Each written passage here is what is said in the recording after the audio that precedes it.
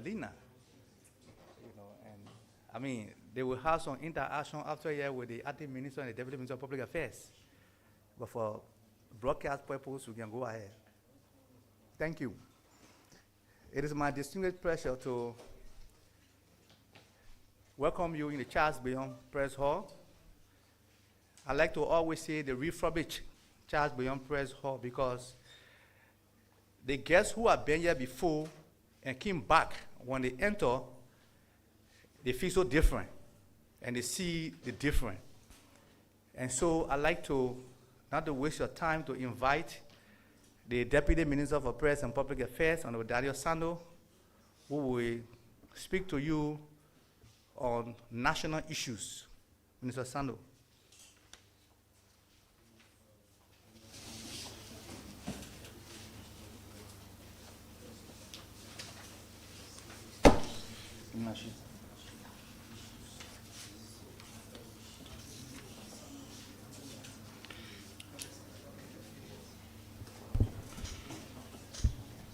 Good afternoon.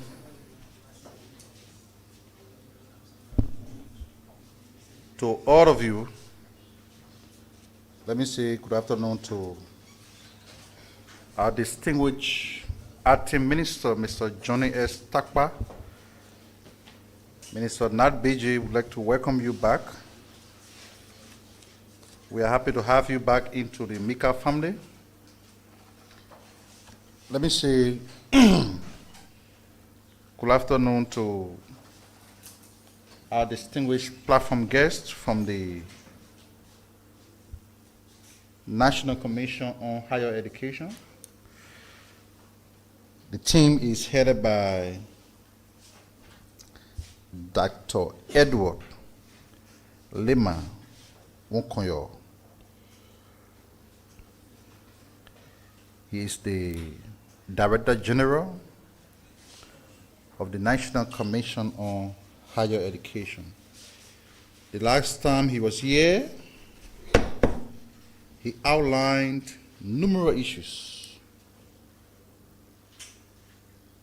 encompassing the undertakings of the entity, how they were going about regulating the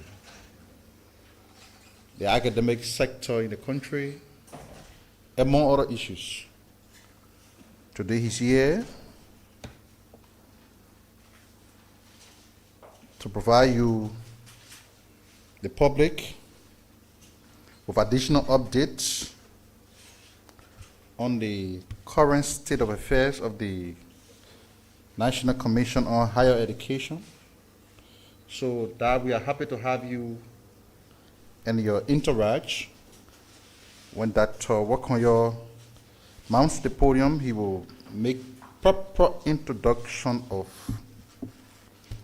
each and every member of his delegation. We will make few remarks before we invite the Honorable Director General of the National Commission on Higher Education to the podium. You are following now, and the President, His Excellency Joseph Yimabwaka, is leading a team of officials of his government to sign the book of condolence for the late President Samuel Kanyado.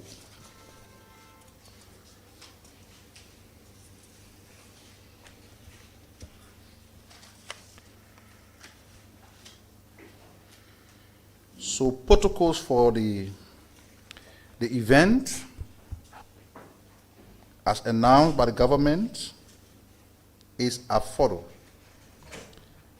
The Liberian government announced the protocol for the funeral and reburial of former President Samuel Doe and his wife, NCHE. According to the announcement, the signing of the Book of Condolence opens today, June 24th, at the Centennial Memorial Pavilion on Ashmore Street. As I've indicated, President Boyka is leading a team and a array of government officials to participate in the signing ceremony. On June 25th, the remains of the late president will be moved from the pavilion for a lie-in state ceremony before being transported to their home county, Grenjide. A wakekeeping will take place in the city of Zweju on 26 June and will be followed by funeral services for the former president and the former First Lady on June 27 at the Zweju City Hall, with interment at the Doe's compound in Zweju City. A mark of last respect for the fallen personalities, the Liberian leader, His Excellency President Boyka, has declared a mourning period from today, beginning today, June 24th to June 27th, during which flags will be flown half-mast on all public buildings in the country.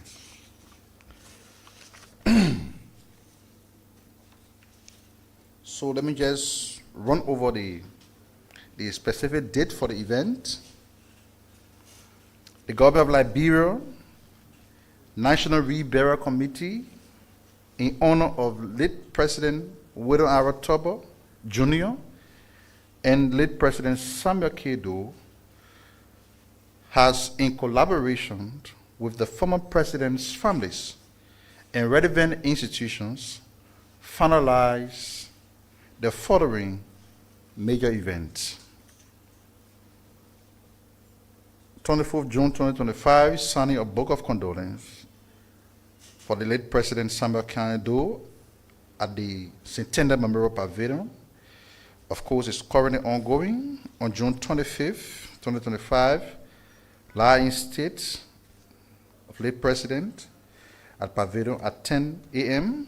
On June 30th, signing a Book of Condolence for President William R. Tubbo at the Centennial Memorial Pavilion at 10:30 a.m. to 4 p.m. On June 27, 2025, the funeral ceremony of late President Samuel K. Doe in Zweju, Grenjide County.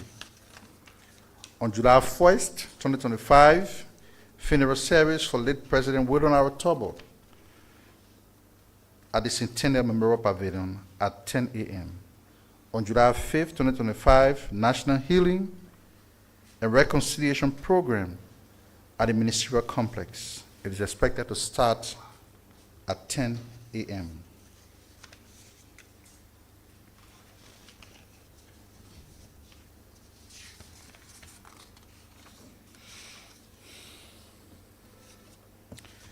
Yesterday, the government of Liberia, through the Ministry of Information, announced that the Central Bank of Liberia, in collaboration with the National Identification Registry, has issued a directive requesting all commercial banks in the country to relax the enforcement on the usage of the National Identification Card as a prerequisite for all banking transactions. The National Identification Registry informs all public service providers to take note and act in compliance with this directive. At the same time, the issuance of national identification cards is hereby suspended with immediate effect for administrative reasons. The public will be informed of the new date for the resumption of mass enrollment. The statement was issued under the signature of Acting Minister Johnny Takba, and we thought to to re-echo it because this is a wider platform. So the enforcement on the usage of the national identification card as the official credential for doing business in the bank and anywhere has been suspended by the government. Any further steps as it relates to the resumption of the enforcement on the President's executive order will be announced to the public. The President is back in the country, and there are a lot of good things that happen for Liberia at the just ended 67th Summit of the Economic Community of West African States, ECOWAS. According to a joint communique issued by ECOWAS, at the end of the 67th section of the Authority of ECOWAS Heads of States, the Republic of Liberia will now host a very important ECOWAS institution, the ECOWAS Youth and Sports Development Center, which is called the ECOWAS YSDC. The ECOWAS YSDC was previously located in Burkina Faso, Ouagadougou. This relocation to Liberia is due to the withdrawal of Burkina Faso from the regional body ECOWAS. The ECOWAS Youth and Sports Development Center, established in 2005, is a specialized agency of the Economic Community of West African States, clothed with the responsibility for youth and sports in the West African sub-region. This is a permanent institutional framework within the ECOWAS to initiate, develop, coordinate, monitor, and implement programs concerning youth and sports development within the community. Programs that are capacity building in order to fully harness the potential of youth in the region. ECOWAS congratulates Liberia on winning a seat at the UN Security Council for the period 2026 to 2027. ECOWAS has also commended Liberia for the resolution of the legislative impasse in the House of Representatives. Additionally, His Excellency President Joseph Yuma Boakai Sr. informed ECOWAS heads of state that consistent with the well-thought-out theme of the ECOWAS summit, Liberia strongly supports the African Continental Free Trade Area as a transformative platform for economic integration. The President pointed out that Liberia's budgetary priorities are increasingly focused on sustainable agriculture and rural transformation, aligned with the African Continental Free Trade Area goals. Liberia is investing in road networks and port infrastructure to support the seamless movement of goods and services across borders. The President informed the body that these actions reflect Liberia's determination to play an active role in the regional and continental value chain. Liberia has also identified several priority sectors for strategic investment. Agriculture, where we seek to scale productivity, increase food security, and promote agro-businesses. Port and logistics, where efforts are underway to modernize the free port of Monrovia and other key gateways to improve competitiveness and trade efficiency. Energy, where we are expanding access to affordable and reliable electricity to support economic diversification and industrial development. Digital economy, where we are investing in infrastructure and human capital to enable innovation and position Liberia as a destination for technology-driven enterprise. The President also informed the body that Liberia is working in close coordination with ECOWAS and the Rural Union to harmonize policy, reduce trade barriers, and enhance competitiveness. At the same time, the Liberian leader also extended warm congratulations to His Excellency Julius Maada Bio, President of the Republic of Sierra Leone, on his election as chair of the Authority of Heads of States and Government of the Economic Community of West African States, ECOWAS. The election of President Bio took place during the 67th ordinary section of ECOWAS Authority held in Abuja, the Federal Republic of Nigeria. In his congratulatory message, President Bouaka hailed the selection of President Bio as a testament to his steadfast leadership, dedication to democratic governance, and commitment to the collective progress of the West African sub-region.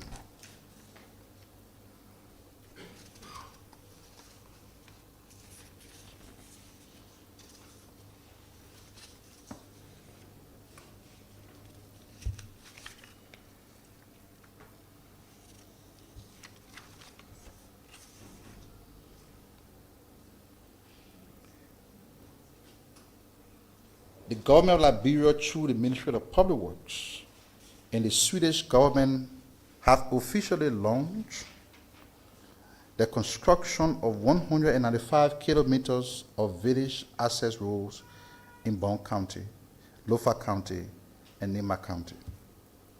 The ceremony was held at the Cottington University in Bong County, assembling an array of high-ranking officials of government and donor partners, including the Superintendent of Bong County, Superintendent of Lofa and Nema Proxy, Senator Prince Moy of Bong County, as well as representatives from the Swedish International Development Agency and the Swedish Embassy accredited near Monrovia. The project is being financed through the Liberia-Swedish Assets-Driven Rural Development Project, which was evolved out of a $5 million grant from the Swedish government. The project is expected to run for 24 months, from July 2024 to June 2026. The breakdown of the 195 kilometers of village access road in Bong, Lofa, and Nema counties are as follows: 60 kilometers of village access road for Bong in Zota, Panta, Swakoko, Yakole, Jokole, and Sarara districts. 45 kilometers for Lofa in Zozo, Vonjama, Kolahon, and Foya. 90 kilometers for Nema in Biga, Do, Sanikolema, Berege, Zobao, and Boal districts. The Rural Renewable Energy Agency is also reporting that the planting of high-quality solar light, street lights, in several cities across rural Liberia. This is good news for our country that access to energy, electricity, is becoming a reality for our people. Just lastly, before I take my seat, we have heard criticism from two individuals against the government, one from the former Associate Justice of the Supreme Court, Mr. Justice Janet. We heard how he vented out his anger, the outburst against the government, that he's frustrated and that he regrets ever supporting the election of President Joseph Yuma Bouaka. We also listened to the former Peace Ambassador and Nobel laureate, who listened to a very imbalanced and unrealistic comparison of this government to that of the Weah government vis-a-vis the Salif administration. As government, we continue to encourage citizens to make use of the free press, the fundamental right to express yourself. But we have to be mindful how we say things. And the reason why we have to be mindful because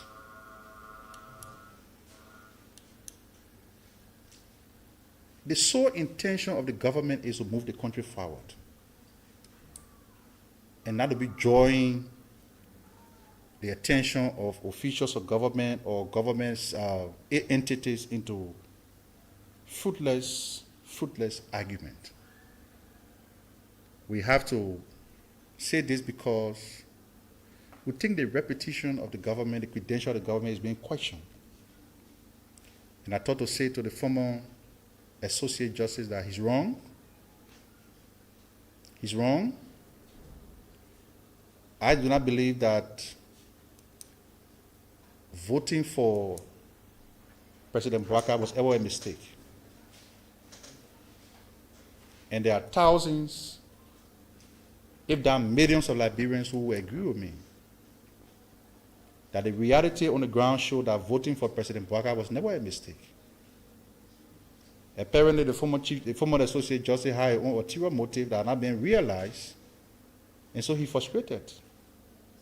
But in earnestly, Liberians who voted for President Boubacar with the hope that he would transform the governance and the democratic trajectory of the country, they are seeing a reality. They are seeing a reality. And that can be seen through the government ability to deliver on the dividend of democracy. So maybe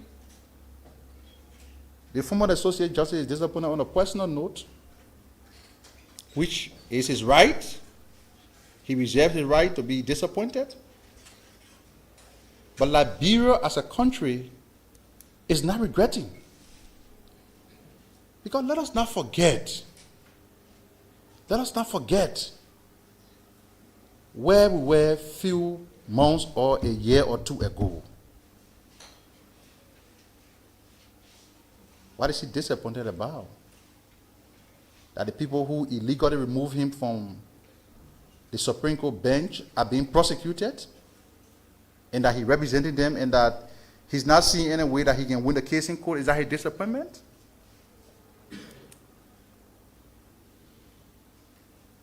When we vote for people, we vote for them with the goal that they will transform the overall condition of the country and not to personalize the kind of decision. I mean, we respect his opinion, but I really do believe that with the kind of contradiction that has become, a normal path for the former Associate Justice, it is not good. The very people who persecuted you yesterday are the ones you are not defending in the court. Oh yeah, you're a lawyer. We're not supposed to question lawyer-client relationship. But don't forget, lawyer, or the profession called lawyering, is one that is guided by integrity.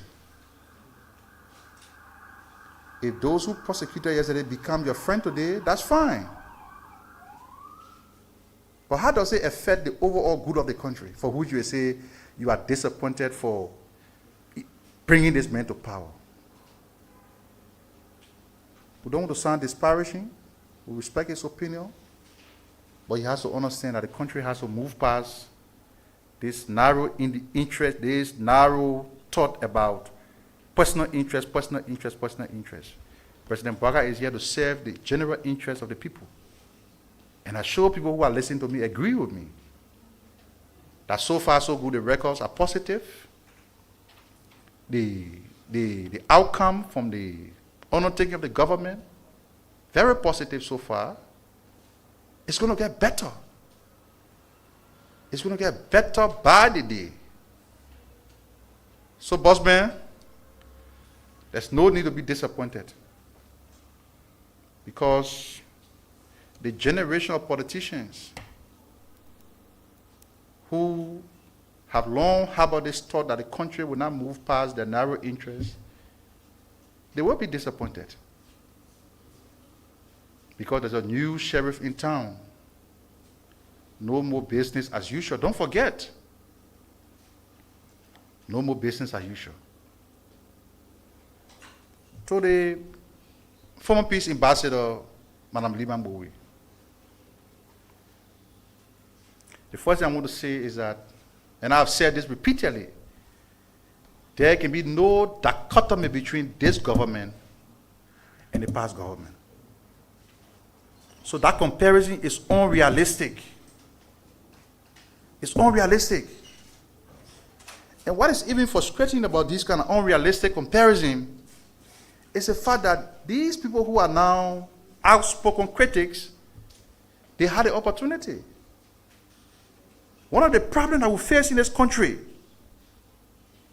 that has haunted our national well-being is reconciliation. President Sadi appointed you as peace ambassador.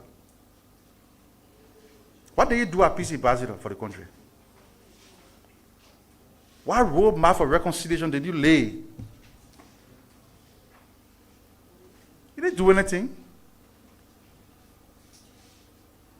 You resigned for reasons best known to yourself. And you have become one of the outspoken critics of the very former President Sadi, who you now consider to be a diamond. People who follow you will know that every international platform you go on, you criticize President Sadi. In fact, you say President Sadi didn't do well to empower women.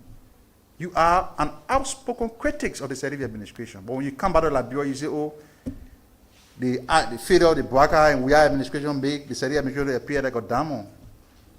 You will not draw us into unnecessary criticism to draw in the former president. No. We respect the legacy of former President Salif. We'll keep it at that. And we'll deal with the unrealistic statements and comparison that you're making. You peace ambassador. What do you do to enhance national healing and reconciliation in this country? You did nothing. On the eve of the 2023 election, you wrote a very disgusting article about President Bwaka. You think we have forgotten? We know that. Some of you wanted President we had to stay here. Regardless of the disastrous leadership that his administration was bringing to this country, y'all wanted him to stay here. Y'all talk to your social media pages. You, Madam Liman Bowie, you said he was sick, he was too old, he must step aside. Today,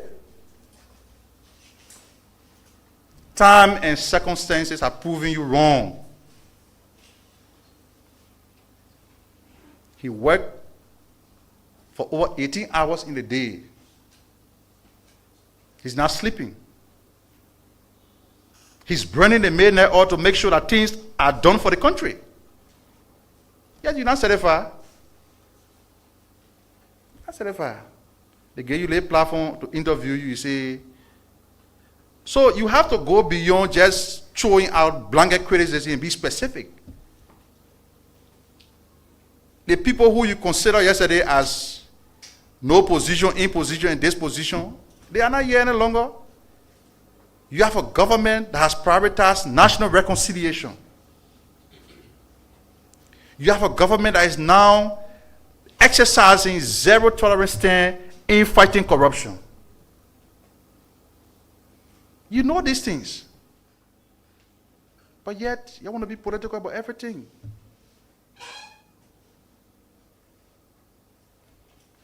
Sometimes you have to be above the fray where you have acquired certain stature in society. You shouldn't be the one throwing political talks. You shouldn't be the one doing that.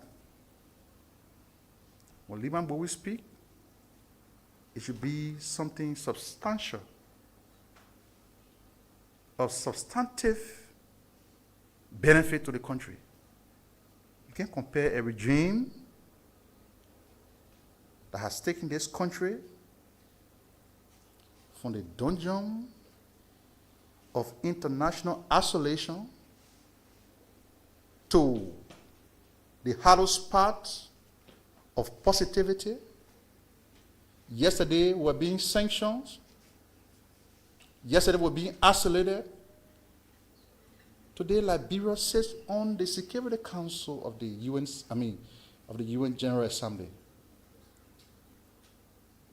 Yesterday you were here, civil servant could not be paid for 3-4 months.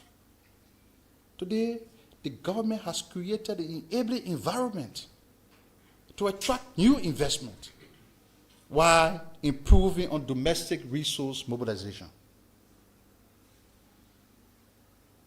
You were here when people could not go to their homes in the southeast by road. They would either fly to Ivory Coast and pass through Maryland and come back. Today, we are in the heart of the rainy season. All of the roads are accessible. You will not say it to the public because you're only political. You will not say how the government has improved on the delivery of basic social services. You're not going to say about it. You're not say how the president has led by example by suspending officials who refuse to declare the asset and directed the salary to support the one child, one chair policy in public schools. You will not say that.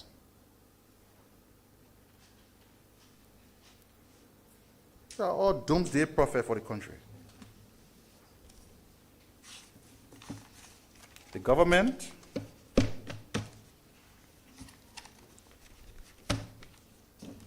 is focused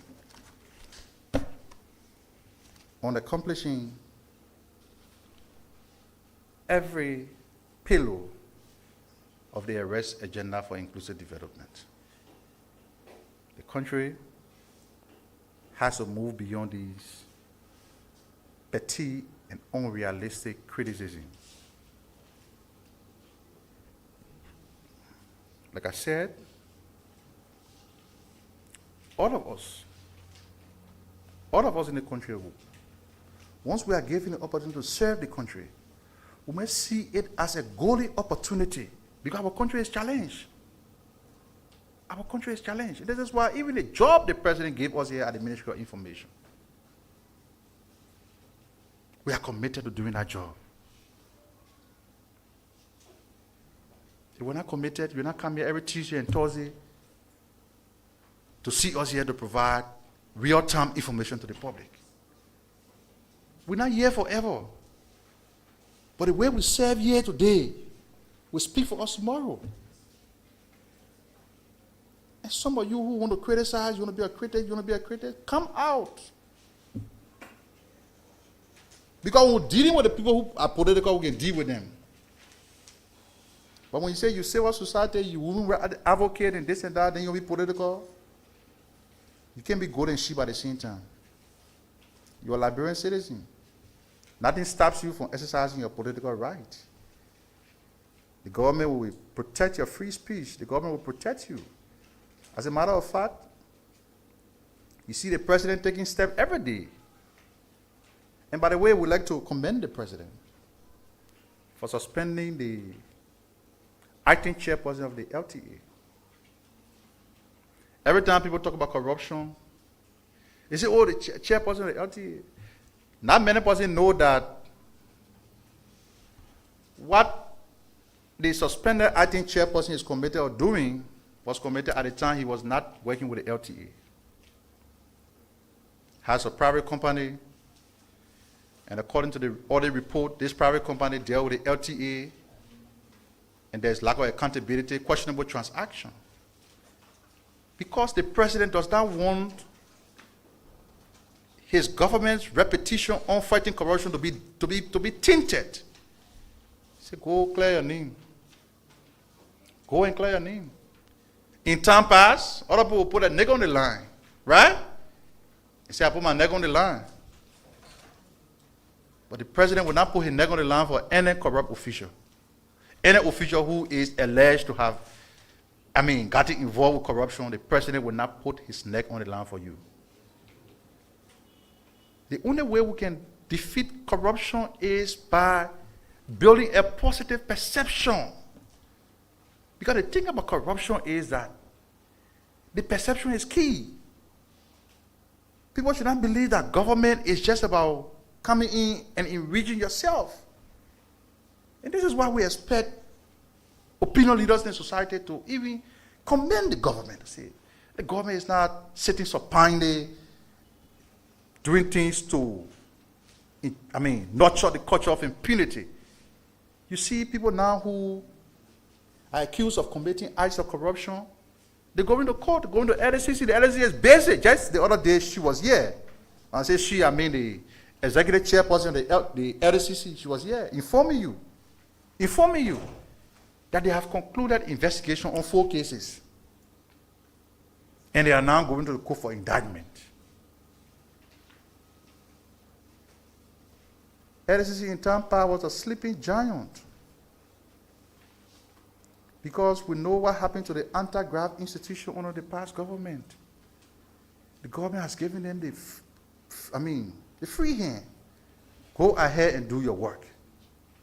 You can even audit the EPS, you audit the NSA, you audit who you want to audit. No auditor will die in this country because they're doing a professional piece of job.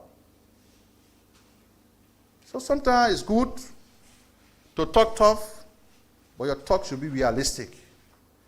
If your talk is just about focusing on isolated cases, enjoying negative conclusion, then we resent any such characterization, because there can be no dichotomy between this government and a government that was more like ran by dens of thieves. They came here, they had nothing, and in a matter of months, they enriched themselves. Today, the state is going after some of those individuals. And no amount of petty criticism will distract the government from pursuing that course. Let me say thank you for your attention, and now invite the head of the National Commission on Higher Education to make his presentation, and then afterward we'll entertain questions from the press. Thank you. Thank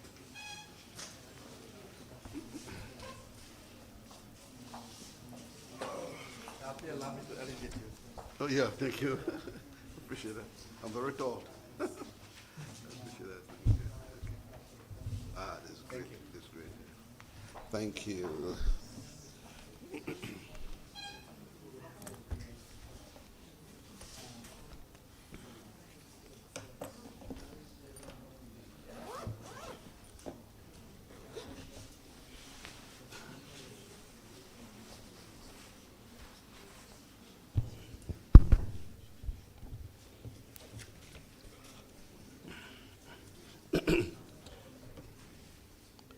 Good afternoon, press.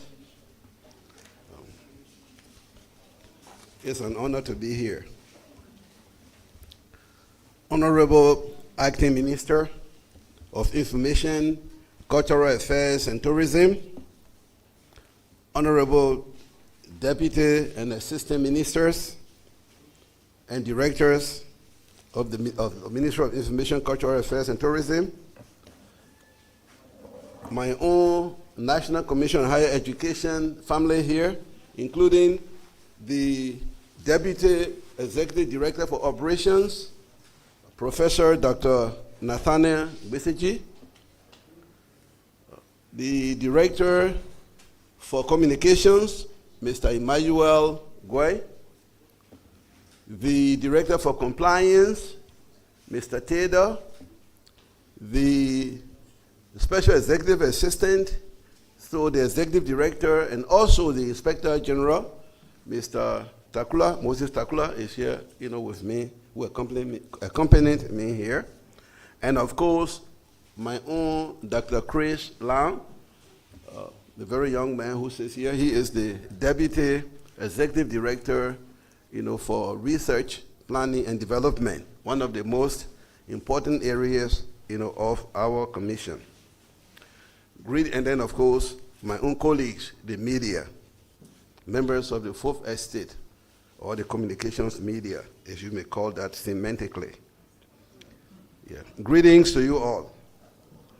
I am extremely delighted, and I want to appreciate Honorable Jerry Limick, Matthew Pierre, Minister of Information, Cultural Affairs and Tourism, and the Minister of Information, Cultural Affairs and Tourism family, for the opportunity given to me once again to appear on this show, the MICAT press briefing today.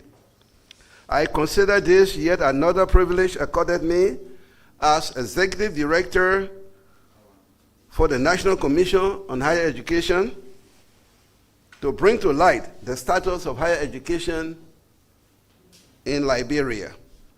In this context, I want to also use the opportunity to convey my profound gratitude to His Excellency Ambassador Dr. Joseph Newman Boakai Sr., President of the Republic of Liberia, for giving us the mandate to manage the higher education sector of Liberia. I would like to assure His Excellency, President Boakai, of our unwavering commitment and support in the direction of reforming the higher education system to make it comparable and competitive with our regional and continental compatriots. As you may recall very succinctly, the National Commission on Higher Education commenced a nationwide quality assurance inspection of all universities and colleges across the country.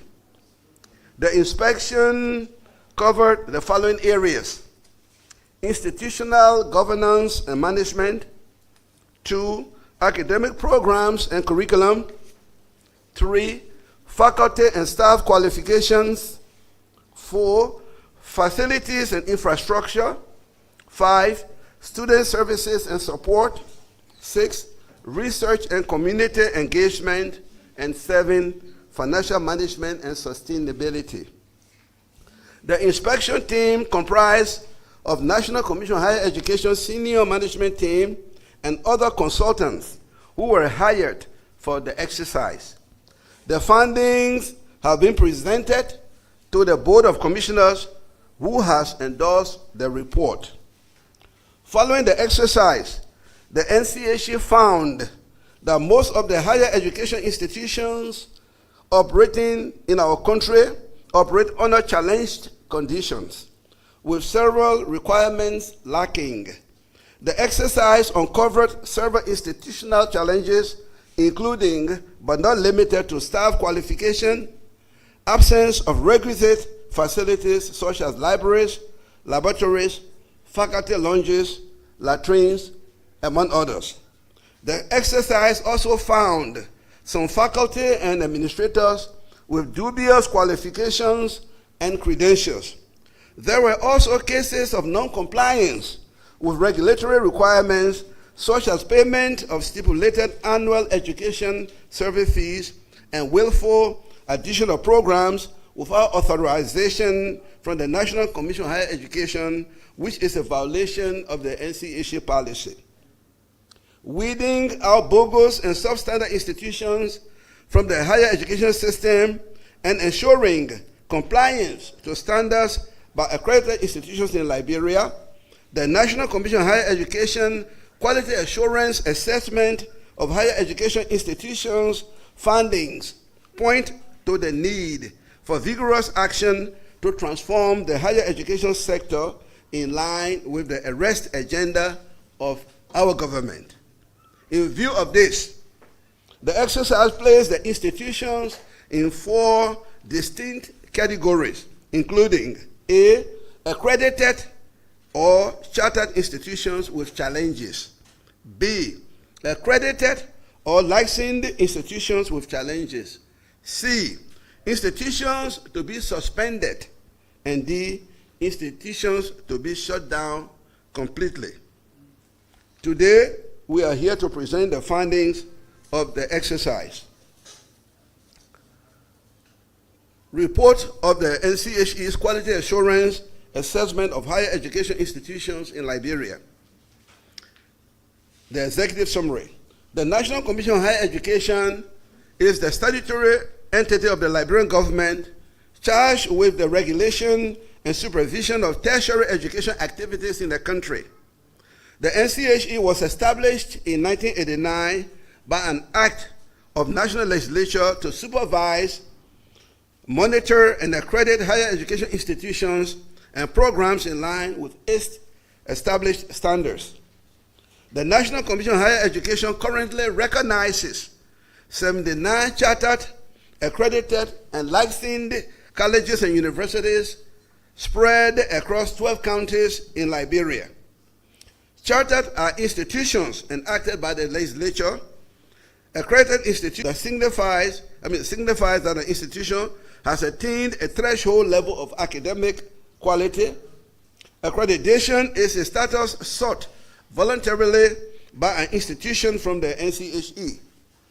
It is an option as expressed in the National Policy on Higher Education and or the guidelines and standards for licensing higher education institutions in Liberia. While licensed institutions are institutions given approval to operate. Approval to operate means that the National Commission on Higher Education has determined and certified that an institution meets minimum standards established for integrity, sustainability, stability, and educational quality, including the offering of bona fide instruction by qualified faculty and the appropriate assessment of students' achievement prior to, during, and at the end of its program as expressed in the National Policy on Higher Education and or guidelines and standards for licensing higher education institutions in Liberia. The search for quality outputs has overwhelmed the reform process launched by the National Commission on Higher Education as part of building credibility in the higher education system of the Republic of Liberia. In the drive towards reforming the system, the NCHE undertook to accelerate its monitoring process to keep track of the performances of institutions to ensure their compliance with established NCHE standards. Specifically, the quality assurance assessment was therefore designed to examine the operations and programs of institutions as a means of ensuring quality delivery by higher education institutions and of the statutory mandates of the Commission. The quality assurance assessment had two pertinent objectives. First, the exercise was conducted to reform the higher education sector for competitive and comparative quality education outputs consistent with the National Development Agenda of Liberia. Second, the exercise sought to ensure that higher education institutions were in compliance with established NCHE standards and guidelines for quality delivery. Several teams of competent educators and regulators within and out of the NCHE, including policymakers from the NCHE Board of Commissioners, participated in the exercise. The methodology used for the exercise included A, interview and discussion with management staff of the institution, B, inspection of physical facilities, C, review and verification of related documents, including staff credentials. These methods provided opportunities for the responsible persons at the universities and colleges to provide information on the operations, successes, challenges, and achievements of each institution. The inspection covered the strategic areas of higher education management, as I stated previously, including institutional governance and management, B, academic programs and curricula review, C, staff qualifications, faculty and administrative, D, facilities and infrastructure, student services and support, research and community engagement, as well as financial management and sustainability. Following the exercise, which commenced in November 2024, the NCHE found that most of the higher education institutions operate under challenge conditions, with several requirements lacking. The exercise uncovered several institutional challenges, including but not limited, as I previously stated, to staff qualifications, absence of requisite facilities, including libraries, laboratories, faculty lounges, latrines, etc. The exercise also found some faculty and administrators with dubious qualifications and credentials. There were also cases of non-compliance with regulatory requirements, such as payment of stipulated annual higher education service fees and willful addition of programs without authorization from the National Commission on Higher Education, which is a violation of the NCHE policy. The findings of this exercise point to the need, again, for vigorous action to transform the higher education sector in line with the REST agenda. So we group them into categories A, B, C, and D. All right. Based on the recommendations by the inspection team and the analysis done by the Department of Quality Assurance and Compliance, the various universities and colleges are placed into 4 categories as follows. Category A, accredited or chartered institutions with challenges. And I repeat, category A, accredited and chartered institutions and or chartered institutions with challenges. They include, but not limited to,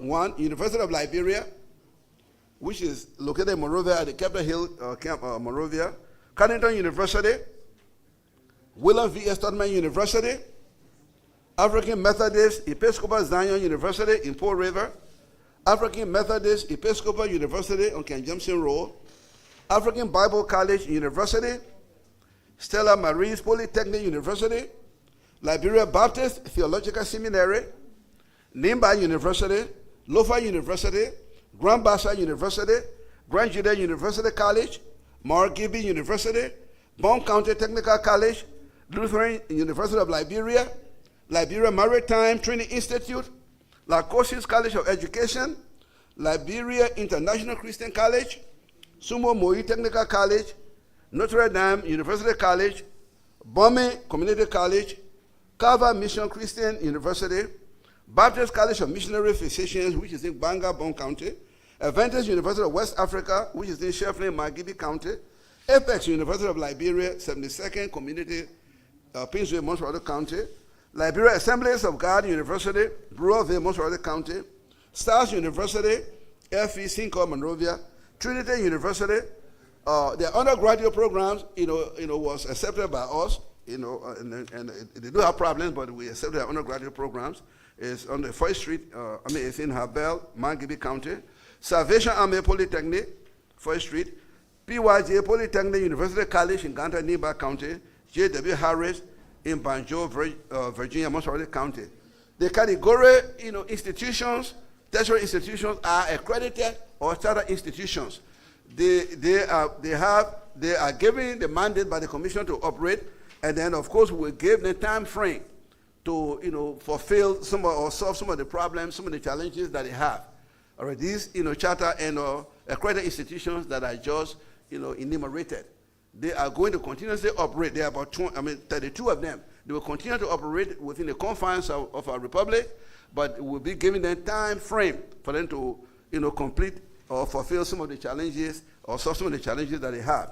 Category B, licensed or accredited institutions with challenges.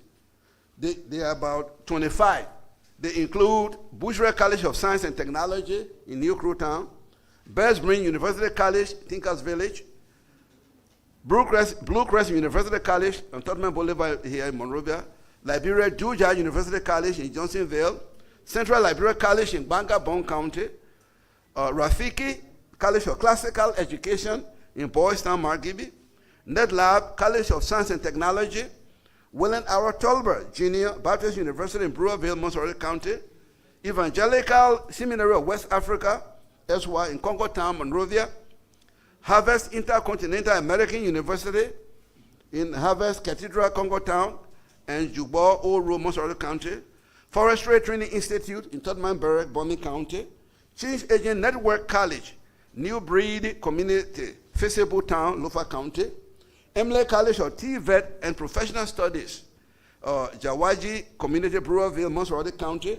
Marantal University College, 24th Street, Cinco, Monrovia, Faith University College, Dixville, RIA Highway, Margibi County, Free Pentecostal College, Vonjima, Lofa County, Evangel Christian University College, Soul Clinic Community, Pinsville, Sinsel University, Wu Camp, Pinsville, Aware College of Professional Studies, GSA Road, Pinsville, Monroe County, Grace Life College and Seminary, Gelazon Life Community, Lower Margibi County, Rudolph Kwame University, Wayne Town, Lower Johnsonville, Hill City University of Science and Technology, Bangastown, RIA Highway, Pinsville, United Methodist University, Ashman Street, Monrovia, Sando County Community College, Greenville, Sando County, Grand Cru Technical College, Barclayville, Grand Cru County.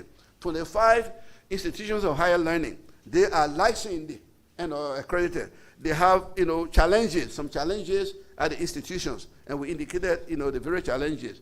Lack of faculty, maybe lack of laboratories, lack of democratic learning environment, and other, challenges that they have, and everything, has been illuminated. All of these problems will be, solved, in a given time. We are going to give them, the commission, is communicating with them now, as, at the end of this press conference. We have the comprehensive report that we made. We'll give copy to each of the university so that they will be able, to look at, in a chronological order, look at the problems that they have at the institutions, and we're going to give them a duration of from 1 month to 1 year for them to fulfill all of these challenges that they have, to solve them. And after 1 year, if they do not solve these problems, then the commission will have no other alternative but to suspend their license for operation. So that's the decision of the commission. Category C, institutions whose licenses are suspended. And these are institutions that we suspended, their institutions. They are about 22. But the previous two categories, A and B, are institutions that are allowed to continue to operate, and I repeat, category B, which is licensed and accredited institution with challenges, it has about 25, institutions of higher learning. Category A has about 32 institutions of higher learning, which I have enumerated. And these institutions are allowed to operate, but at the same time, we give them the opportunity and a time frame to, solve their challenges. All right, and then we'll go and then revisit, their campuses. Now, category C are institutions, whose licenses are suspended with an immediate effect. All right, they did not meet our requirements at all. In fact, we indicated that, when we read the preface, of this report, that they lack, what it takes to run an institution. All right. Number one, there are about 22. Number one, so listen to us very carefully. If the institution hear its name or their name, then you please listen to us. After this press conference, if you continue to operate, we will have you arrested. We'll ask the Ministry of Justice to have you arrested, and we'll find you. All right? We are not playing. This government is committed to reforming higher education, and the commission has the controlling legal authority to do so. I just want the public to know this. Wesleyan College, Somalia Drive, Pinsville, is hereby suspended. Gloria Joy Stanley Institute of Science and Technology is hereby suspended with an immediate effect. Living Bread College of Arts and Sciences, Red Light, Pinsville, is hereby suspended with an immediate effect. Prevailing World University, Soundtown, ELWA Junction, is hereby suspended with an immediate effect. Liberia Christian College, 5th Street, Cinco, Monrovia, is hereby suspended. Prevailing World University, Soundtown, ELWA Junction, is hereby suspended. Kola Foundation University College, RIA Highway, opposite Jamaica Resort, Tinkers Village, is hereby suspended. Avame University College is hereby suspended. Spiritual Life Bible College, Bonmans Bridge, Bushra Island, Montserrat County, is hereby suspended with an immediate effect. Messiah University College is hereby suspended with an immediate effect. Marita College of Professional Studies is hereby suspended with an immediate effect. Cypress International University, Johnsonville, Montserrat County, is hereby suspended with an immediate effect. Christian University College, Rehab Community, RIA Highway, Montserrat County, is hereby suspended with an immediate effect. And I'm undergrading that. I'm underlining it 3 times. All right. Christian Leadership Training College in Saclay, Nimba County, is hereby suspended with an immediate effect. That's my own home county. So we are not giving breaks to anybody. So you can imagine. All right. Modern University College, Prince Montserrat County, is hereby suspended with an immediate effect. John Christian Community College, Broadville, Montserrat County, is hereby suspended with an immediate effect. African International Institute of Science and Technology, Benson Street, Monrovia. Again, I repeat. African International Institute of Science and Technology, ARIST, is hereby suspended with an immediate effect. All right. Jake Memorial Baptist College, 11th Street, Cinco, is hereby suspended with an immediate effect. Stone College of Technology, Benstown, Marshall Highway, Mount County is hereby suspended with an immediate effect. Kings and Queens University College, Caldwell, Mosrado County, is hereby suspended. Barshell University College is hereby suspended with an immediate effect. Barshell College is located in Barclay, Mission Road, Pittsville. Trinity University, we are only suspending their master's degree program, their graduate degree program. We place Trinity University in the first category to continue to operate, but their master's degree programs, is hereby prohibited from operation with an immediate effect because they lack the faculty. We need qualified faculty with terminal degrees, with master's degrees and PhDs to teach. In fact, for PhD and for masters, we're looking for PhDs. This is a new day in Liberia when it comes to higher education.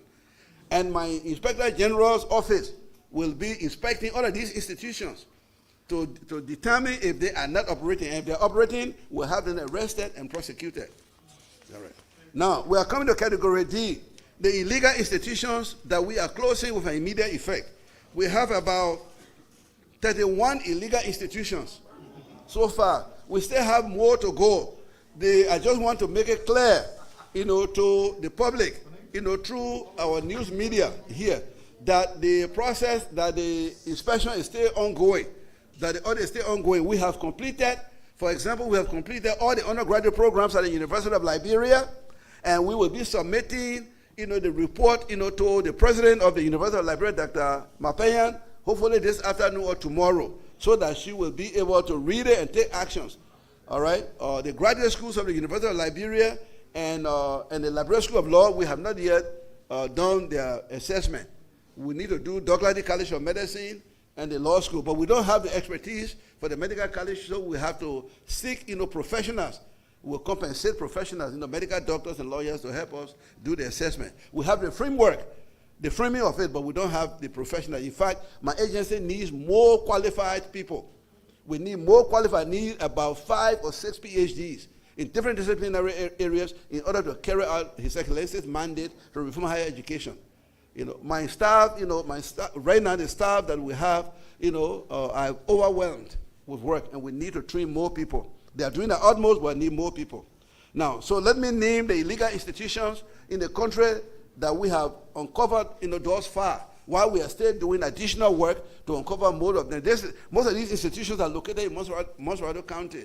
If we went outside of Mosrado County, to Leeward County, we are very, certain that many schools will be discovered, or uncovered. So we're working, towards that. The Inspector General's office and the compliance department will do so. We're allowed them to go throughout the country because it is the mandate of His Excellency to ensure that we reform the higher education system in this country so that the present generation of Liberians, can acquire quality education that will help us to lead our country forward industrially so that we can compete with our contemporaries in the sub-region and elsewhere in the globalized community.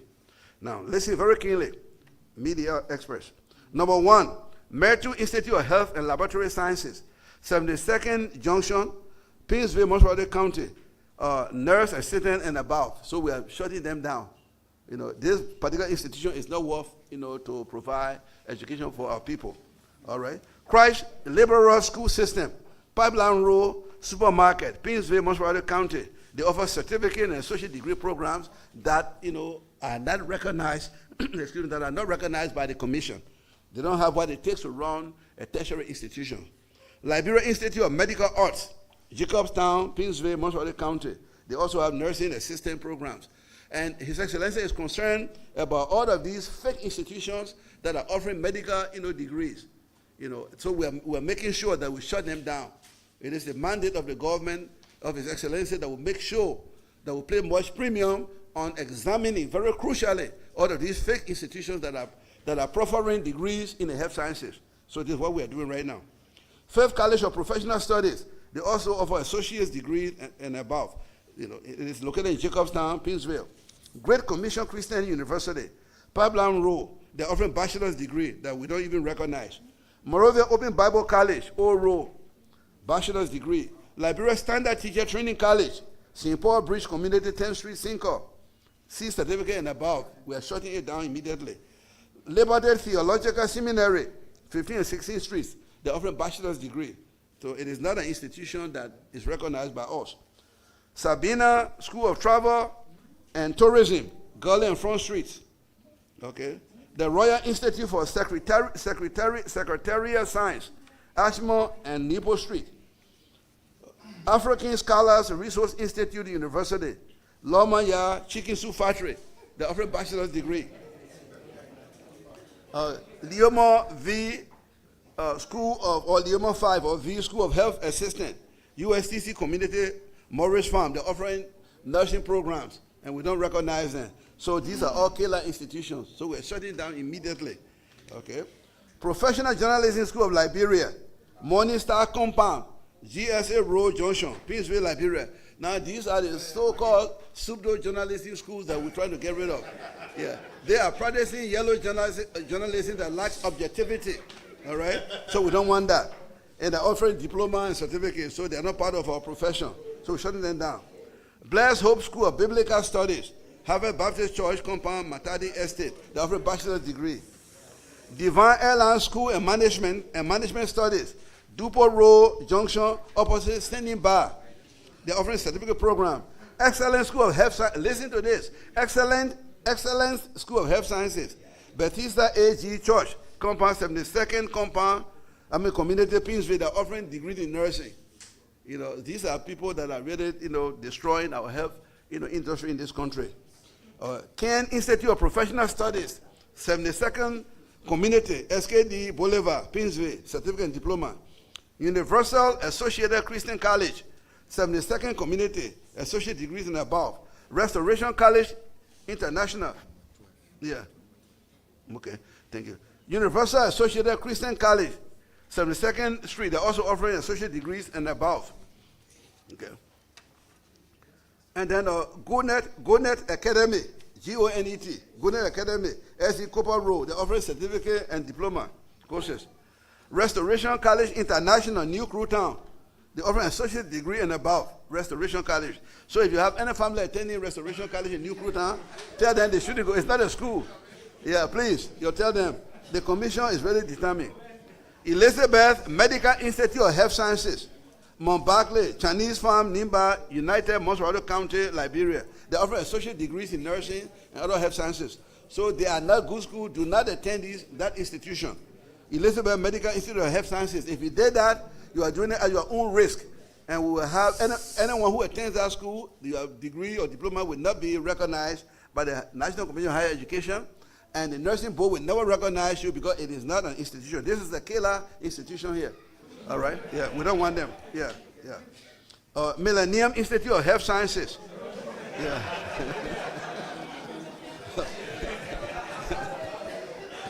They're offering nursing degree. Yeah. Then you have please, this is very important. This is very, very important. Yeah. The president is concerned, His Excellency is concerned about these institutions, and he told us very unequivocally that we must make sure that we do our exercise very expeditiously and shut them down. So it is the mandate of this government, and I'm carrying it without any prohibition. All right? Okay. Millennium Institute of Health Sciences, Living Water Building, Old Road, Congo Town. Yeah. Concern Youth School of Health Sciences, Sayo Mother Jide Campus, Mount Barclay, Market Junction. They're also offering associate degrees. Now look at this one that is offering associate degrees to PhD. Yeah. Liberia Academy of Medical Technology. Yeah, and we'll make sure that we run after them. We'll go after them. We'll catch them, we'll lock them up. All right? I mean, we have to do that. The system is really destroyed. We are doing everything. This government is committed to cleaning it up. And I need more resources. I need about 3 vehicles so that my quality assurance division and my monitoring group under the able leadership of my Inspector General can go out in the field to carry out His Excellency's instructions. So I need vehicles, and I'm going to really, really appeal to the national government to come to our aid. I need resources so I can clean the system up. All right? Yeah. All right. Now, this is one giving PhD, Liberia Academy of Medical Technology, giving associate to PhD. Imagine that. Asida ACRDA Christian College. This is located in Ganta, Nimba County, associate and bachelor's degree. I'm going to Nimba, after the prayer conference. If I see them operating, I will have them arrested. Yeah, they will lock them up. Yeah, Elizabeth Medical Health Center, Chinese Farm, Mount Barclay, nurse assistant. Vision Art Institute, Kebra Bypass, Monrovia, they're offering diploma. Excuse me. Yes. Members of the press. Yes. The other day, the lady from the Liberal Medical and Dental Council was here. She told you how there are quack doctors in the hospitals. You don't get there overnight. So please pay attention to the lazy reading. Because the people who, the librarian people looking up to you to publish a list. When you miss a category, then you put their institution into problem. So that please pay attention. Thank you. Yeah. The National Commission on Higher Education Communications Director, Mr. Emmanuel Goy, will make copies available to the press so that you can have it published, in a newspaper and on our radio medium and television networks. That's very, very important. Yeah. Vision Art Institute, Kebra Bypass, Diploma. Christopoulos College, Well Heston Campus, Newport Street, Monrovia, offering an associate degree. New Dimension Theological Seminary, St. Peter High School, Barnumsville, associate and bachelor's degrees. Humanity First Ahmadiyya Vocational College, 24th Street, Monrovia, certificate of diploma. So we have about 31 institutions that we have, 31 institutions that I just named, in a chronological order, that we have shut them down with an immediate effect, and they will be receiving communications, from us in that direction. If they want to operate, they will have to come and apply to the National Commission on Higher Education. Our team will have to very judiciously examine, their institutions. First, they must have the curricula. They must have, a comprehensive, strategic, management, framework. They must have resources. They must have the faculty, in order for them to operate. So other than that, we will not allow them. This is the new dimension at the National Commission on Higher Education. And all of these institutions, we are going to revisit them, on a periodic, basis. Additional information that I have for the public, and the media is this. The commission is thinking very seriously. We have the Honorable Board of Commissioners, that actually supervise us. So we are submitting to them very shortly, but I'm just jumping the gun. It is our goal, it is our aim to ban honorary, doctoral, and professorial titles usage in public.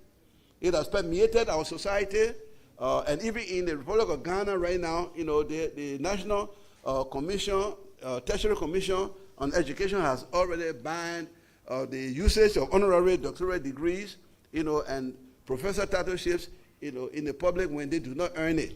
So we are coming up with a policy. The National Commission on Higher Education, we will issue the decree with the subsequent consent of the Board of Commissioners, and I'm repeating it. This is what we are thinking, and I want the public to, to internalize this. The National Commission on Higher Education will issue a decree very shortly with the subsequent consent or approval of the Board of Commissioners, of the National Commission on Higher Education Board of Commissioners, banning individuals from publicly using honorary, doctorate, or professorship titles, in public in Liberia. Okay? Because violators will face public exposure and possible legal action.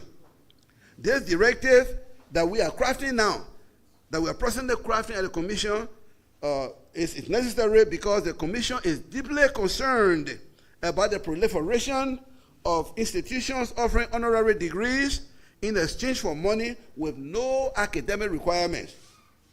It is reasonable to argue that the practice is damaging the integrity of the academic system. The National Commission on Higher Education very strongly condemns the use of such titles as dishonorable and deceptive because it devalues the worth of legitimate academic qualifications in Liberia. The NCHE contends that the unrestrained and fraudulent use of honorary titles is eroding the significance of genuine academic credentials such as PhDs and professorships, which are typically earned through extensive research and peer-reviewed accomplishments. The NCHE directive will be aimed, at politicians, businessmen and businesswomen, men and women of God, and any other category of persons to desist from officially using the honorary doctorate and professorship titles in their everyday life. The reason is that we have seen, they're very important, they're very serious. It is not easy. It took me nearly 5 to 6 years to earn my PhD in America. I worked very, very hard. All right, I did my BA, MA, and PhD all in America. I received scholarship from the Liberian government in 1974. And I went to the States. I was there for 6 years. Then a BA in journalism and a master's in mass communication with broadcasting sequence. And I came back and worked for 3 years. And I went back in 1983. And then I worked and then went back to school in 1987. From 1987 until 1994, before I earned my PhD, when Dr. Al Hassan Conte, who was the president of the University of Liberia, and I attended the University of Pennsylvania together, and then before I completed my PhD at Temple University in 1995. So I know what it takes, for one to earn a doctorate degree. And my colleague here, my distinguished colleague, Professor Beseji Nagbeseji, can attest to that. My colleague, Dr. Lam can attest to that. So we do not want people using honorary degrees here to serve as president of university, to go outside and then to use it in their official titles. When you are director or minister, you did not earn a PhD or the master's degree, you go put it there and say, well, I'm Dr. This and this. We don't want to use it.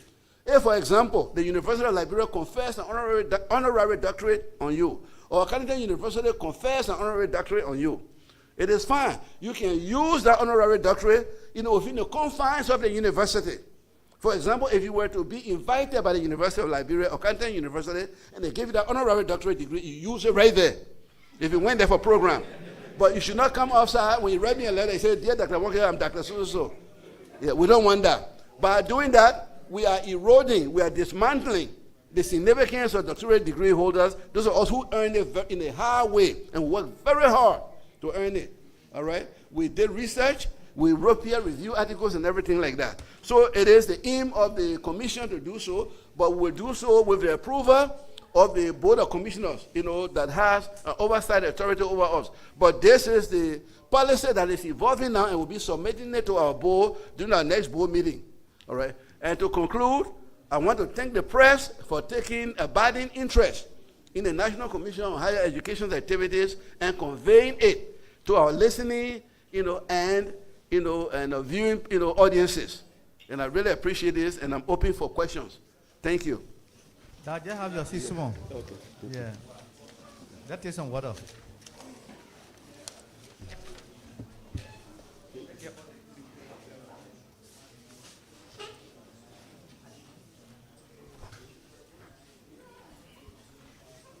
So the list of institutions with challenges, they are in several categories.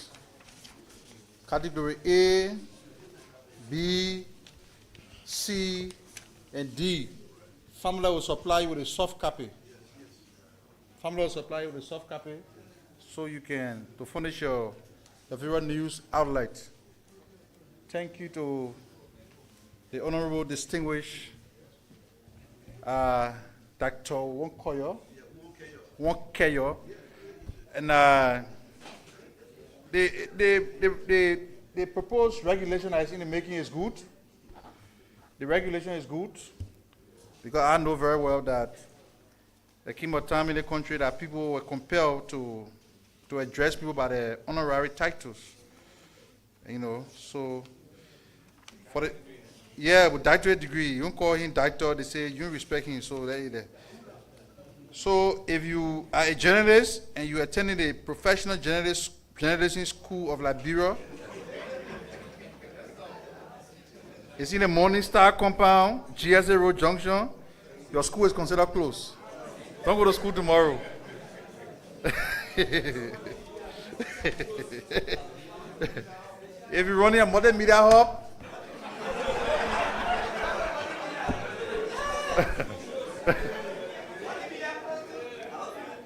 okay, so we'll take a few questions from you.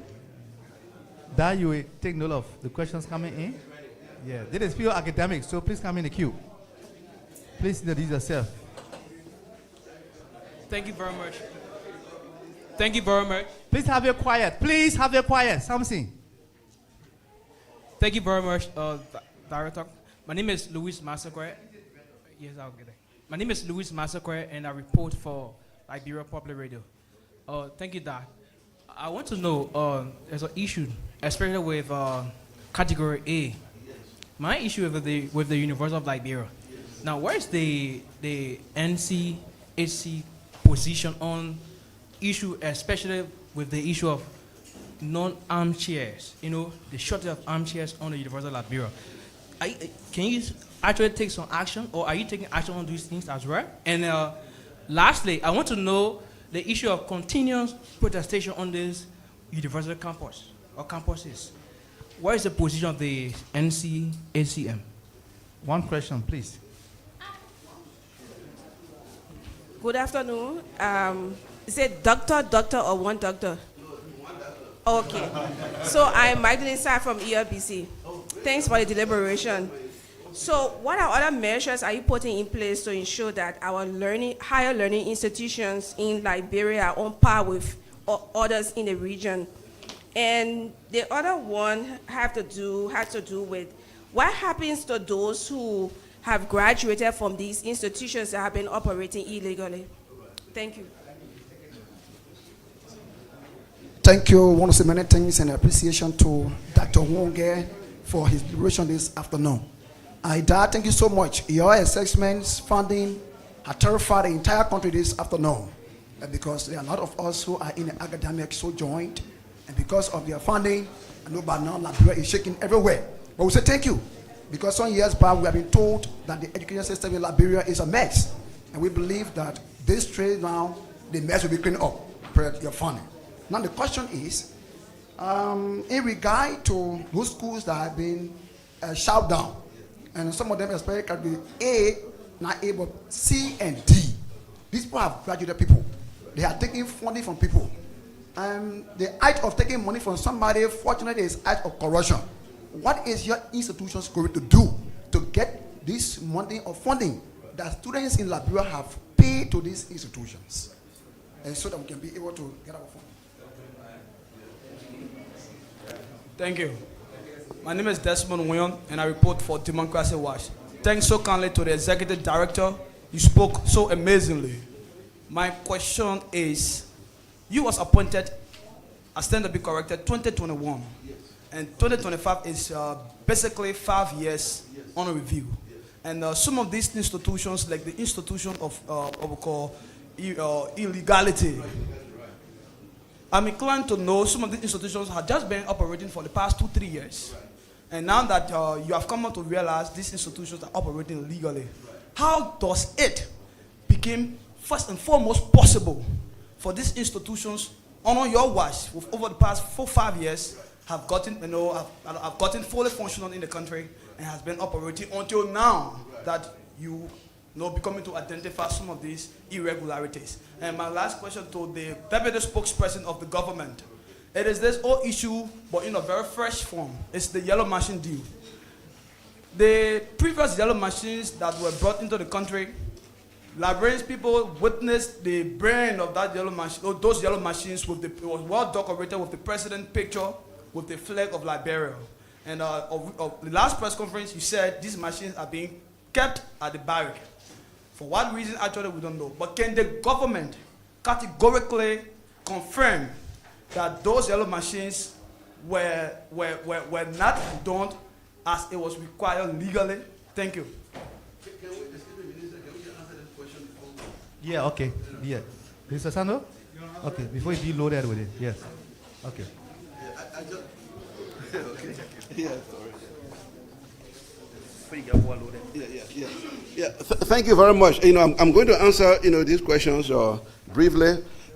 Mr. Duncan, Desmond, yeah, your question was very, very, it's very, very valid. You asked a very, significant question. You say, well, Professor Wonkeryor, and I work hard for my professorship. All right. You say, Professor Wonkeryor, why is it that, you previously served as Director General from 2021 until now, and then you discover, and you are now discovering that there are illegal schools? And I will answer that question, for you. Prior to my coming to the commission, I was president, of nearby university. And prior to that, I was president for Tubman University from 2016 to 18, and a professor. And I was vice president at Carleton University for academic affairs and deputy and a provost from 2013 to 16, and I was professor at Temple University from 2003 to 2013. All right, and I also worked, in government as radio manager in the 80s. So I have significant enough experiences. But the fundamental, argument that permeates here is very simple, to put through. For us to function, we need resources, financial resources. We need money. Now, when I took over the commission, right now, if you look at the condition of the commission, you will know that we're in a very dilapidated, building. That's number one. It is this government, under His Excellency President Boakai, that we have embarked on building a $3.5 million edifice that will accommodate our staff. Number one, the commission lacked, adequate staff. The commission lacked mobility. The commission lacked resources. So, in response to your question, how can the commission, seek out illegal institutions when they don't have mobility to go around to do their job? So these are some of the, answers that I can give you. But this government is committed, to reforming higher education. When His Excellency came in, he started putting resources, into the commission. Right now, the government is working with us to build a $3.5 million, edifice. The government is doing everything for us to have a vehicle. Recently, we bought one Jeep. Since I've been at the commission, there was no vehicle. I had to interact with the American ambassador, Ambassador Macaulay previously before we got one car. All right. So these are the challenges that we face. So I think this government is doing all it can for us to weed out, fake institutions. This is why His Excellency is committed to it. This is why when he was reappointing me in 2024, he said, Dr. Wonkeryor, I'm charging you with the responsibility, and my government will work with you so they can reform higher education system in the country. And his government is doing it. So I thank him for that. So that's the answer to your question. If we had resources, Mr. Desmond, we would have done that. Now, another question was, what happens to students who had, studied at these illegal institutions and they have paid their money? This is a quagmire. Okay, this is a quagmire, and I say quagmire in the sense that you knowingly, I don't know whether you knew it or not, you knowingly went and attended school for doing your research. If you want to go to an institution, please, check the institution out. The commission is here. Walk to the commission or call the commission and say, well, look, I would like to attend University of Liberia. Do you think University of Liberia is accredited? For example, University of Liberia has a PhD program now. If you want to attend it, call us. Is University of Liberia accredited to offer PhD, degrees? So I'm just giving you that as a typology, as an example. All right? So you have to do that. Otherwise, this is a democratic society and a free market economy. So people have the right to open schools of their choices. It's left with you, the individual. Just like in the great United States. You have, schools like Springfield colleges and all people end their degrees. Some people came here during Minister lifetime. We saw them, we kept quiet because if you identify them, they will go after you. So they came here with master's degree, from some of the bogus institutions. But it's a free, America is a free market economy. So you can go to school, but it's left with you, the individual. So I just want to say that. So be very, very, mindful of that. Another question was about the university, about the infrastructure, that some of the chairs, the armchairs are not in good condition. I tell you this. I have the report here that I'm sending to Dr. Mapanan. She is an accomplished scholar. She is not graduated from the same university. I earned my PhD from Temple. She also earned her PhD from Temple, the great institution. So she is a very veteran, good, educator, good administrator. We have already captured, some of the challenges plaguing in the University of Liberia. And these challenges, have been, categorized and were submitted to, the university administration. And I'm sure they will take, corrective actions, to solve that. All right? Now you talk about the protests at the university. This is a democratic society. We cannot stop anyone from protesting, but they have to do it in a very unique way, not to destroy, the resources that the taxpayers are putting into the University of Liberia. If you have, some dissatisfaction with the administration, it is your right to express your grievances in an amicable, way, and then, devoid of violence. So so you have to advocate non-violent attitude when you are approaching, the university leadership to address your concerns instead of, destroying things or protesting in a negative way. But if you want to protest democratically in a peaceful way, I don't think there's anything wrong with that. All right? So that's the question, that's the answer for that. About the long arm chairs. And then you say, what other measures are we putting in place to arrest some of these, mishaps? I tell you this. The commission under our administration right now, I have a illustrious scholar, Dr. Beseji with me in the operations area. He will be given a task, to look at some of these things, and then we are going to craft a policy which we are working on. Because in fact, this audit is an eye-opener not only for the public but also for the commission. And we hope to do this thing on a periodic basis. All right, we'll do it like every 6 months or every 3 months, depending upon our financial ability. Because the only way to arrest some of these mishaps within the university system is for the commission, through the quality assurance department, through the inspector general's office, to periodically visit these institutions without even telling them. All right, and then we'll put policies in place to address it. Thank you very much. Okay, thank you. Please introduce yourself.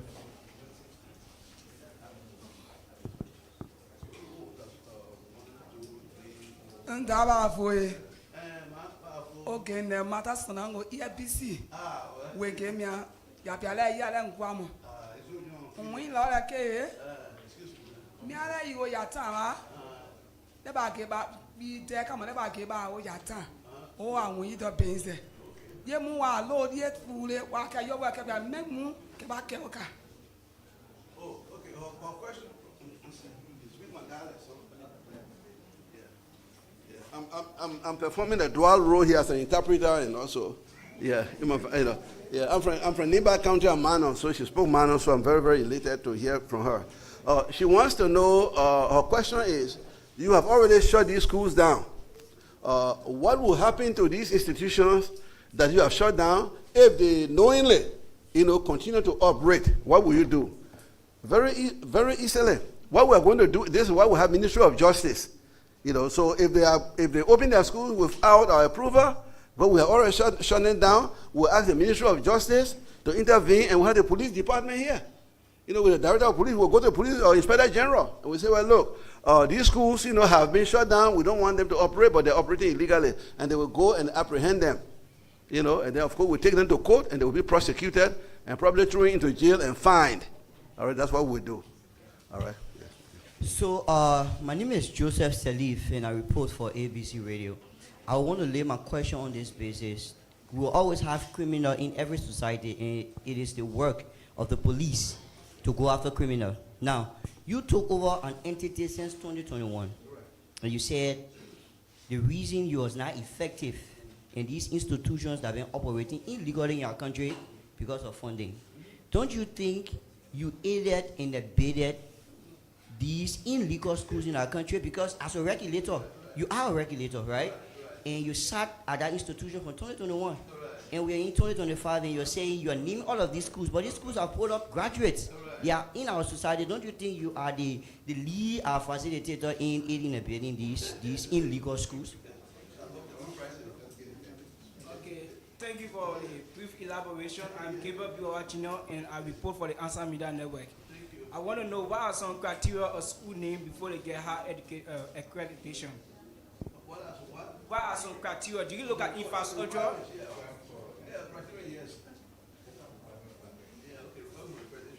Good afternoon. My name is O'Neill Phillips. I write for the New Liberian newspaper. Tara WONKERYOR, my question is, you talk about the schools themselves or the university that you are closing. But then you also have the responsibility to check the credentials of the professor or the teachers in those schools. You didn't mention anything about them. What penalty do you have for the teachers or professors of those schools if they have fake degree or they are not qualified? The next question is for the Deputy Minister. Minister, this week we see that the government of Liberia is carrying on the plan by the president to rebury former President Doe, along with his wife who just died. But earlier President Boyka said that he was also going to rebury William V.S. Tubman. When do we see, our Tubman, thank you. When do we see that burial taking place? Thank you. All right, good afternoon. I'm Larry LTP, and I report for Pana FM. Dr. Yankoya, thank you very much. I have a concern. According to you, you did an assessment and you were able to come up with the decision that you are making today. I want to know when you did the assessment, were you able to reach out to those schools by notifying them that based upon what we have gathered, this is the action we take against you, or you just came up and then making or breaking the particular news? And then be to that, in your deliberation, you were saying something. I want clarity, please. I heard you talking about or calling the president Dr. or His Excellency Dr. Joseph Nemampuaka Sr. I stand to be corrected. Thank you very much. Good afternoon. My name is Jackson H. Siafa, and I report for KMTV. So I got a question to ask Dr. Nyangwa. I'm sorry for the name. I may not get the name rightly.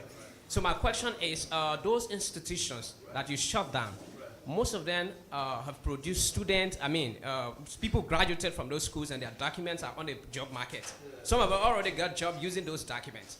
So what are you going to do about it to make sure that they black these people or to take them out of job or to take them out of the job market?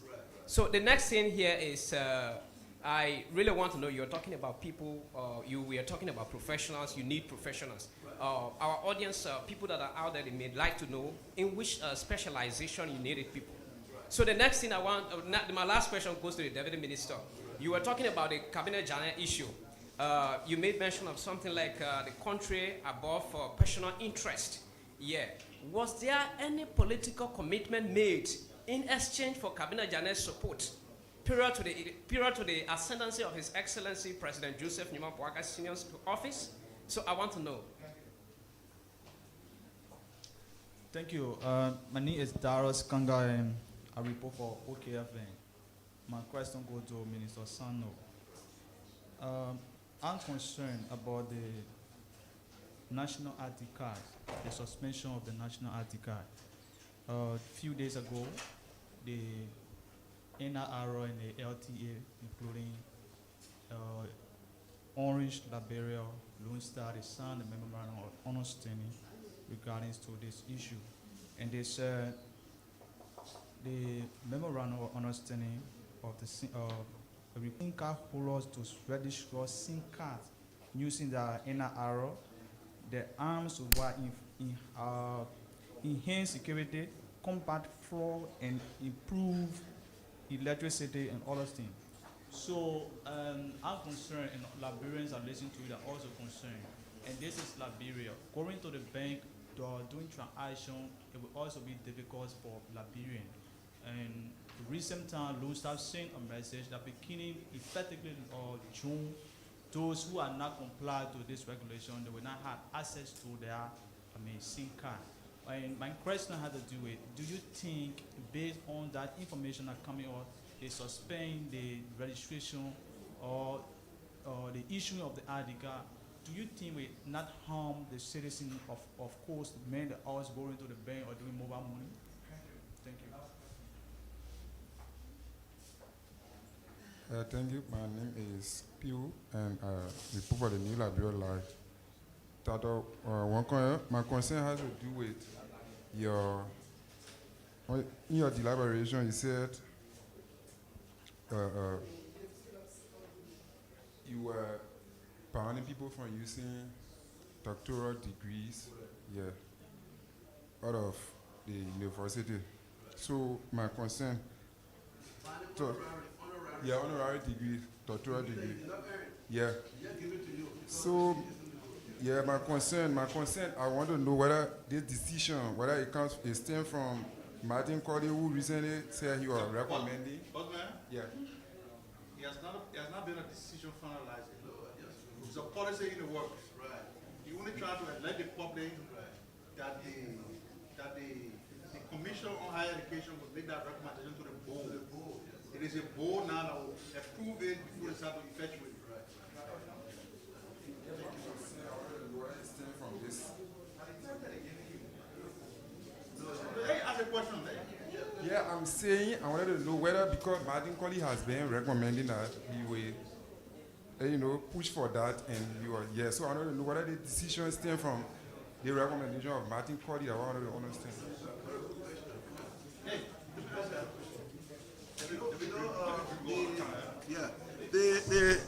What is good about it is that I myself am a broadcast journalist, and I'm also a university professor. So I'm used to all of these questions, so I have no problem with that, yeah. You talk about Martin Colley. I think he's a very fine journalist. I have no problem with that. But, yeah, you talk about Martin Colley. I think he's a very fine journalist, and I respect the field of journalism. But what I disavowed, what I, Dr. Wonker, Professor Wonker, disavowed is what I call, yellow journalism under the guise of developmental journalism, which, we fall squarely within the matrix, of the utilization of misconceptions and misinformation. I disavow that. In other words, what I want is objectivity. As a journalist, you should speak the truth. On several occasions, with all due respect to Martin Colley, he writes, but sometimes he indicts people. He had indicted me previously in some of his writings, very, very falsely, without adequate, supporting documents. You saw Dr. Wonker, took, thousands of dollars, on DSA to go attend ECOWAS, conferences or go to UNESCO meeting.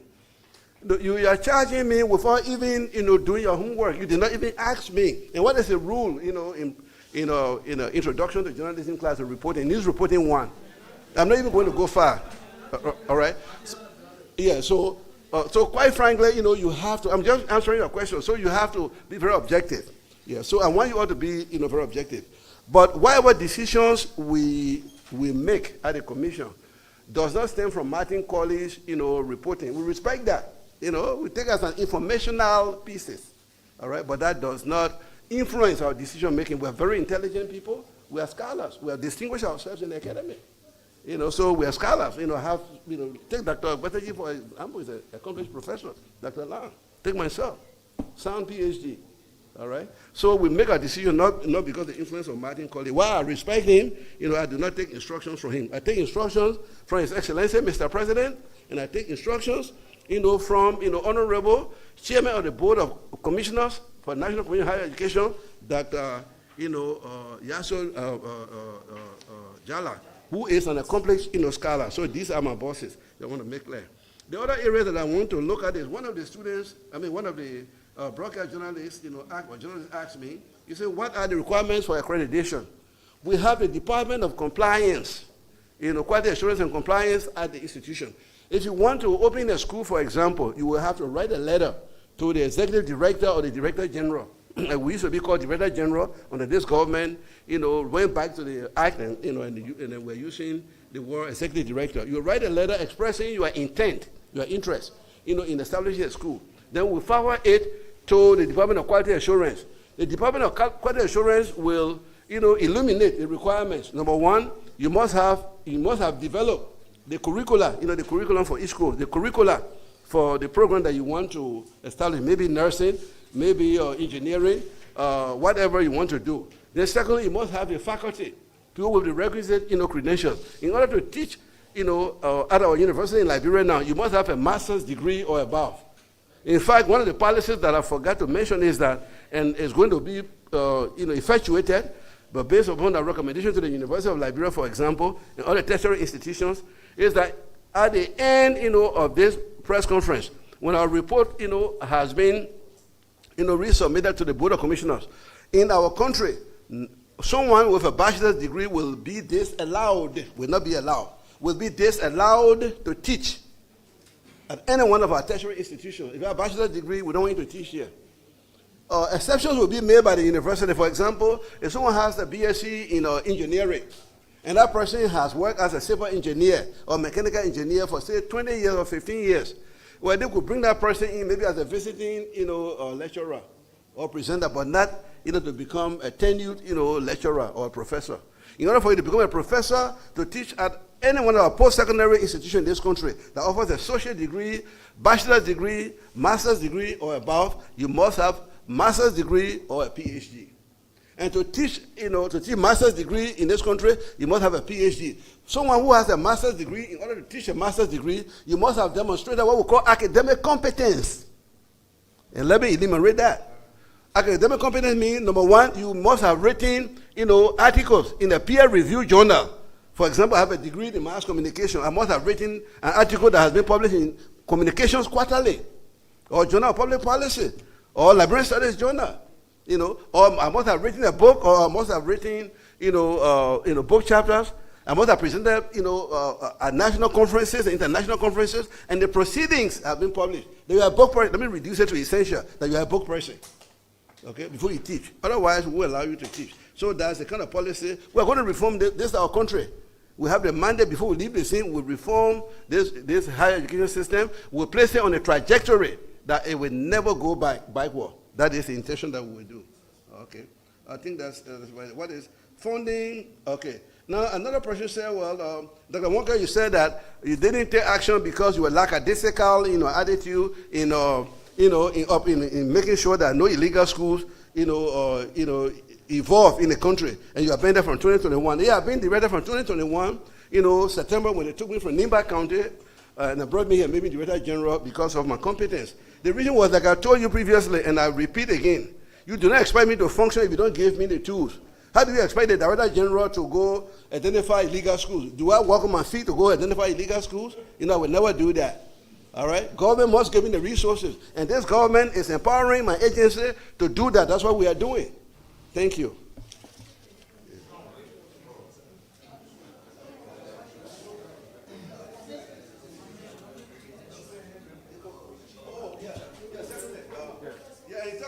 You talk about credentials. During our our audit, for example, when we went, I myself, always in the field with my staff, especially amongst other counties. For example, when we visited Duja University, we reviewed the credentials of all the faculties, and the entire report it will constitute a compendium. All right, it will be a big book like compendium. That's book. It will be a compendium. And we discovered that one of the professors and vice president at Duja University didn't have an authentic PhD. He had an honorary PhD, and I threw that rascals out.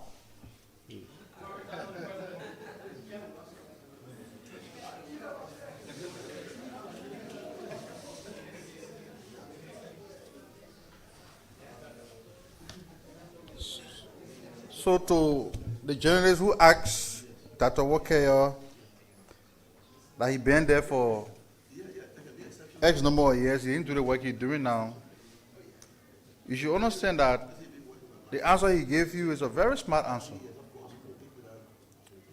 Postman is someone who support the person who do the work. So it all speaks to having the political will to get a job done. We want to say thank you for coming here. I think this is your third time here, right? Yes, your third or fourth time. Yeah. So entities of government you see coming here regularly that never used to address the press briefing in time past, that suggests that they have something to do and they are doing something. That's why they come to report to you. So family, please take make sure you get copy, soft copy, to share with the journalists. Desmond, you keep asking for this one yellow machine. The Vice President and delegation will return to Liberia. We provide you all the updates you need on the yellow machine. If one in the barrel, you won't go for it, go for it.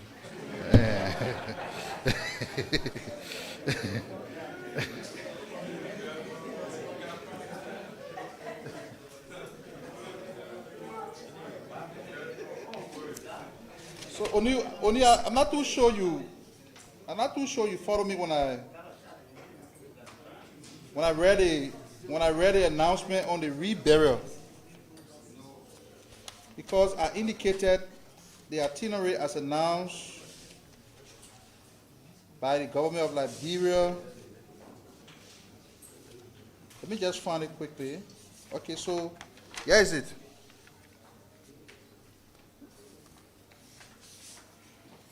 So, since you didn't get me, and that is why we have to pay attention when we come here. The government of Liberia, National Reburial Committee, in honor of the late William Arrow Tobo Jr. and the late Samuel Kanyando,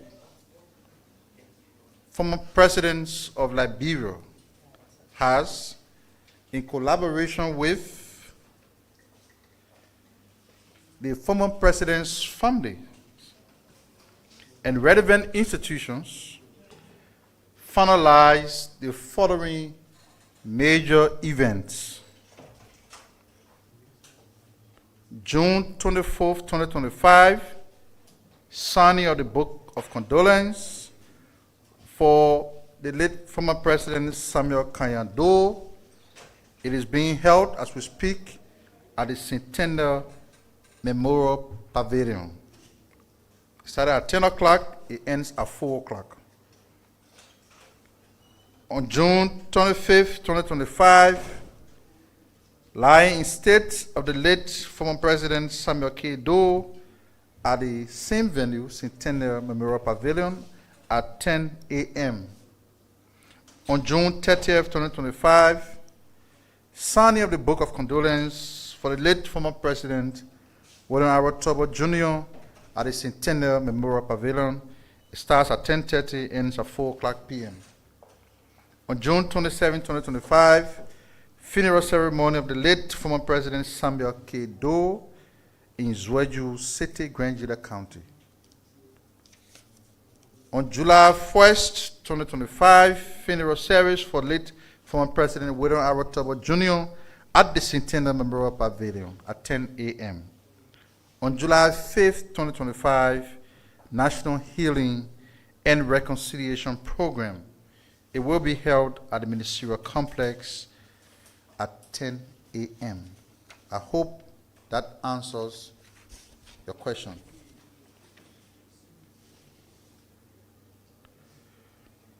You asked whether we have evidence to show whether there were any personal commitment made to the former Associate Justice of the Supreme Court bench. I can speak to that. What I do know is that we all campaigned for President Bouaka on the basis of his vision for the country, not on any personal interest. Even if President Bouaka had not appointed me here, I would not be disappointed. Because I didn't vote for President Bouaka for any personal reason.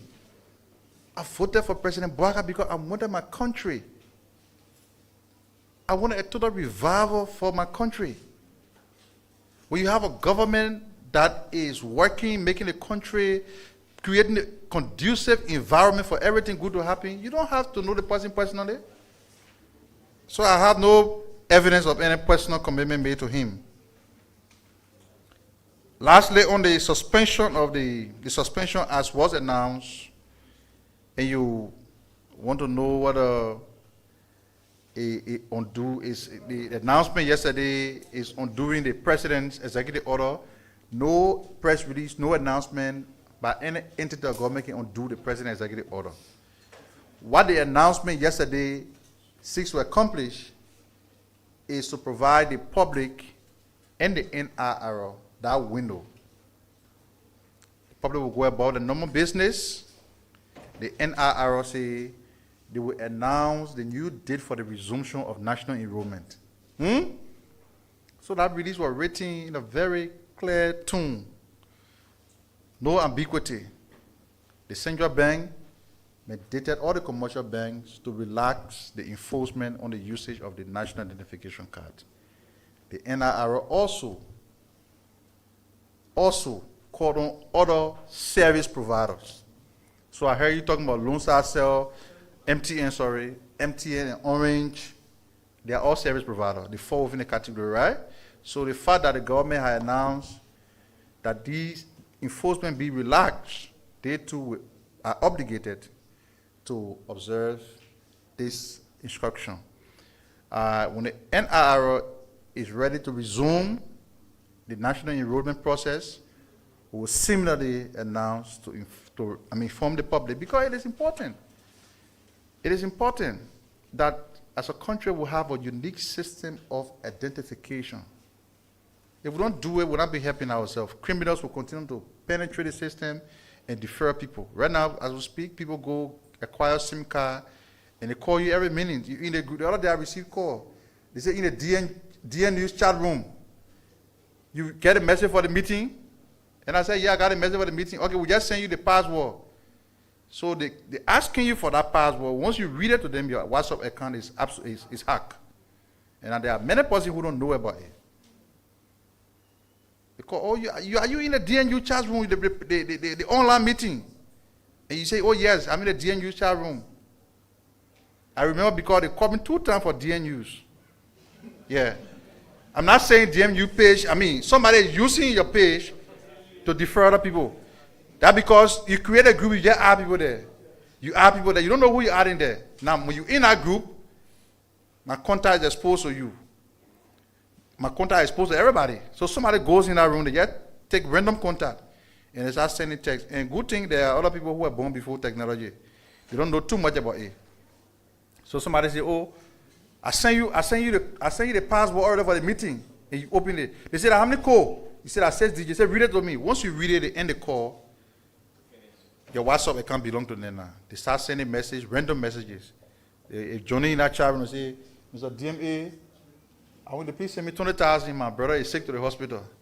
And then with the DMA is so compassionate, he said, okay, send me a mobile money number. So when the guy called me that day, I said, yes, but okay, so send me bank account number. He said, I didn't get bank account number. And I was going back and forth with him, I realized, you can't defer me. But that's why it is good for us to have a national identification system, because NSS contact number can be easily traced and the person can be apprehended. As I stand right now, we don't have it yet. So let us give the entity responsible the opportunity to do the job the best way so that we all can have a situation that protects the security of all of us. On that note, we want to say thanks to everybody for the coverage. We look forward again to see you on Thursday. We'll be here with another edition of the